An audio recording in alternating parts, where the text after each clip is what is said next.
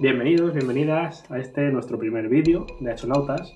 Y es que vamos a analizar el cine de género de terror. Vamos un poco a escudriñar, vamos a ver las herramientas que utilizan para provocarnos esas sensaciones de miedo, de pánico, de terror.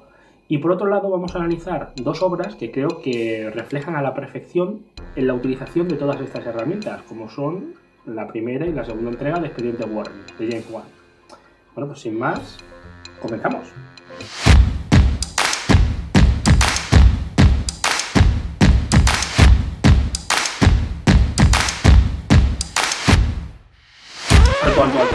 Alto. Antes de nada vamos a diferenciar una serie de cositas, porque me he encontrado a mucha gente que después de ver una película de género de terror se pone: no, es que a mí esta película no me ha dado miedo, es que como no me ha dado miedo la película es una mierda, no es de terror. No, vamos a ver. Una película de terror no necesariamente te tiene por qué dar miedo, pero si la película te da miedo, es una película de terror. ¿Cómo? ¿Esto qué quiere decir? Que el miedo es una emoción, una sensación que va intrínseco a lo que es el género de terror, pero es que como pueden ser otro tipo de sensaciones y emociones, como el pánico, repugnancia, asco, no tiene por qué ir siempre ligado, pero sí que es verdad que de un tiempo a esta parte las personas solemos ir al cine para pasar miedo, ¿no? Se convierte la película un poco en lo que sería un parque de atracciones, una montaña rusa, y si no encuentro esas sensaciones que estoy buscando, esas emociones, ya directamente la película me parece una mierda, ¿vale?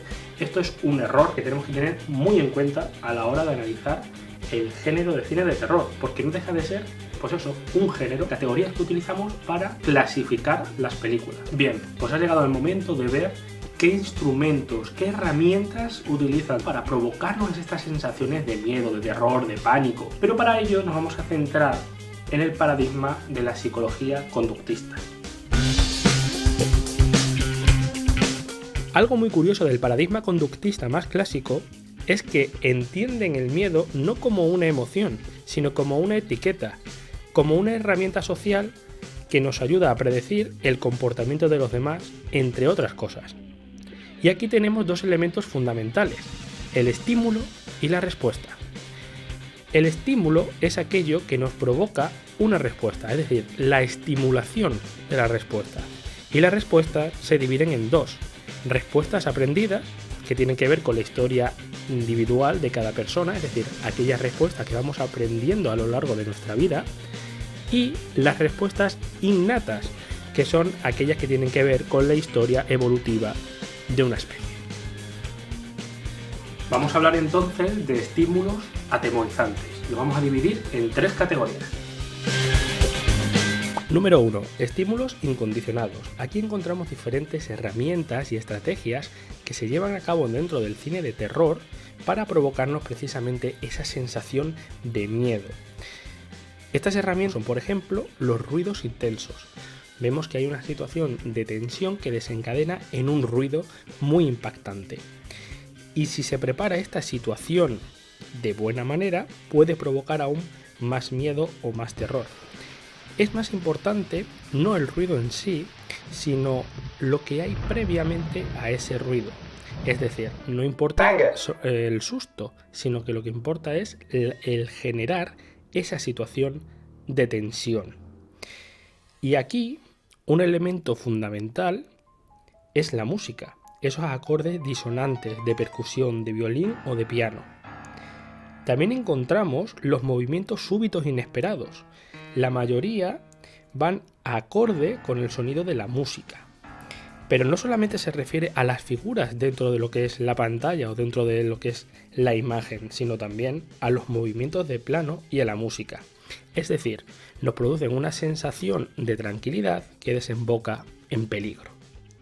Pero también encontramos la estimulación novedosa, que es el miedo a lo desconocido.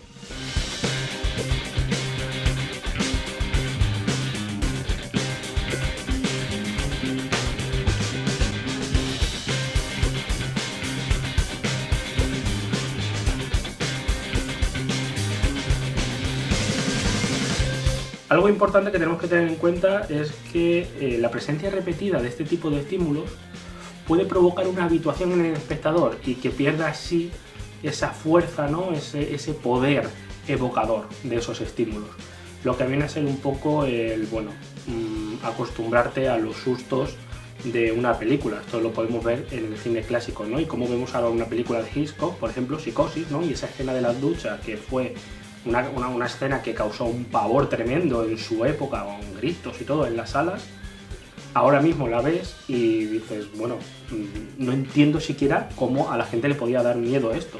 Bien, pues precisamente es por esto, ¿vale? Nosotros ya nos hemos acostumbrado tanto a otro tipo de estimulación que esta ha perdido su poder evocador.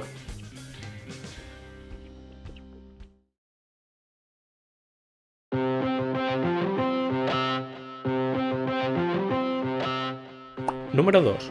Estímulos condicionados.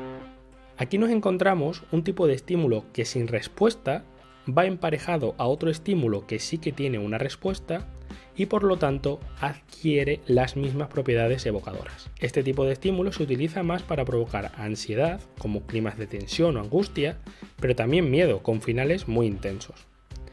Encontramos diferentes tipos de herramientas en este tipo de estímulos, como por ejemplo la utilización del oculto, lo relacionado con lo desconocido, lo que no se ve, lo que se esconde, situaciones que dificultan nuestra percepción y merman la capacidad de defensa del espectador o espectadora.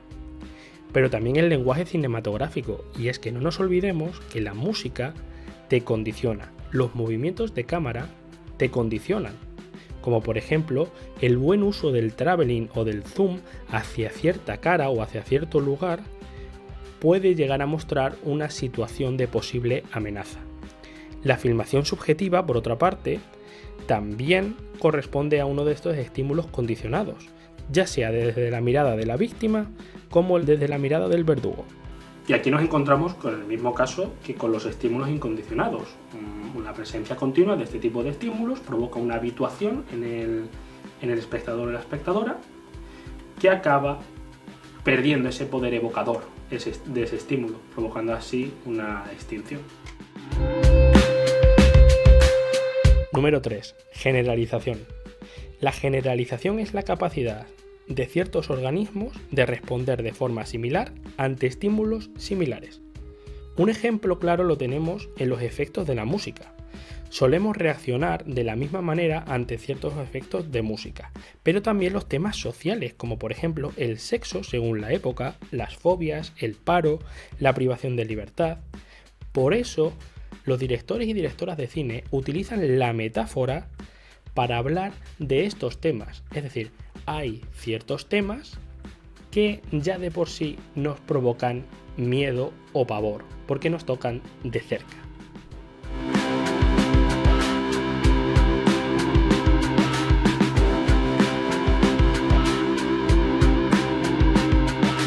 Lo que podemos tener en cuenta con todo esto es que los directores y directoras son muy creativos a la hora de hacérnoslo pasar mal. Vale, pero si tan mal nos lo hacen pasar, ¿no? Por ese tipo de emociones, sensaciones tan desagradables, ¿por qué nos gusta tanto el género de cine de terror? Hay diferentes teorías al respecto. Una de ellas es la teoría del proceso oponente. Es decir, existe un proceso primario aversivo, como por ejemplo el miedo, que acaba produciendo un proceso oponente apetitivo, como alegría o seguridad. Es decir, el espectador en un principio siente ese malestar, ese miedo, pero acaba produciéndose una situación de bienestar para el espectador y espectadora, como de alegría, seguridad, etc. También tenemos el tema de la cohesión de grupo, y es que el ir al cine, el ver una película de terror, produce una realización de actividades en común, sobre todo para los adolescentes, que es el público mayoritario de este tipo de cine. Y es que estos comparten la misma edad, los mismos gustos, los mismos referentes, etc. Es decir, sirve para unir también los grupos de amigos, de amigas. También existe una identificación entre el espectador y los personajes, que sirve como una válvula de escape durante una serie de horas para ser otra persona, para ponerte en ese lugar de los personajes y desconectar de la realidad. Pero también aprendemos nuevos comportamientos por modelado, el clásico beso de película, por ejemplo, Hay personajes que realizan una serie de acciones y tienen una serie de consecuencias. Enseguida el espectador y espectadora empatizan con ello y piensan que, bueno, si yo lo hago también, voy a conseguir lo mismo. Por lo tanto, también influyen en nuestra imaginación y fantasía.